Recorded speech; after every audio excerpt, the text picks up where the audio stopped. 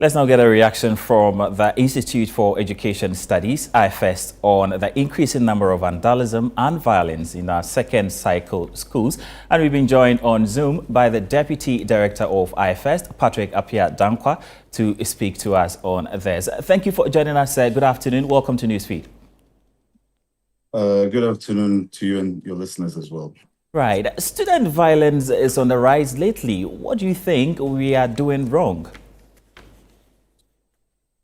I think interestingly, it's not only in Ghana that student violence and disorderly behavior is rising. It's also happening in reportedly and documented in most African countries as well. So it's more of an international phenomenon. Yeah, so that's what I need to put on record first. That is not just in Ghana, but it's something that is happening on a much wider scale across Africa. And basically, what we would have to do is that, to begin with, at the GES level, we have a unified code of discipline where punishments or what do you call it? We met some of these punishments and other things to children when they misbehave or they show some of these disorderly conduct, misbehaviors and all that. So the first thing to do is to try and tighten some of the rules and regulations that we have put in place at the GS level. So that's the first thing that should be done or should be looked at. Now, talking about regulations at the education level, the Central Regional Ghana Education Service has suspended zonal competitions, while some schools in other regions have also been banned from participating. Do you consider these measures adequate enough?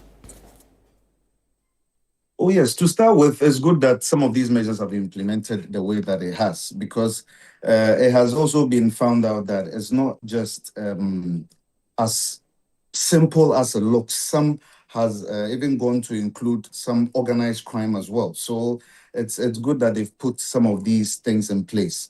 And also at certain schools too, they have beefed up police security. And I think it's a good measure. So it has to be encouraged. It has to be encouraged. And it's a good thing that it puts across now. Is there a root cause to this particular problem? Because I quite remember back in school, the further we'll go in terms of having arguments with our colleagues will be who is going to win the inter-school competition. But it was not up to this point. So what is the underlying factor? What is really happening? Okay, what is happening now is that generally the education system and the world is going through a lot of changes. A lot of things have changed in the past 10 years than it has in the past 50 years. Now, a lot of parents are given freedom to their children. A lot of schools are trying to adapt to the new. So we don't have the old ways of doing things where you could have children just listen to what they were asked to do. Corporal punishment was being meted. A lot of liberties have been given to the children. So they are exploring these liberties, and as well, it comes with some of these things that we are experiencing. Because as I mentioned earlier, it's not just in Ghana alone. A lot of countries in Africa have reported this. A lot of countries in Africa have reported this. So as I said, it's not the fact that a few of these things are showing now. Now, previously, what was happening was that documenting some of these things were quite difficult. So some people in the education space have also raised the fact that documentation has become more known. Reports have become more known. That's why we are hearing some of these things. And we had snippets of them 5 years ago, 10 years ago. But because documentation has gone up now, that's why we are recording and a lot of these things are being exposed. So we have to take that into context. The level of liberation that has been given to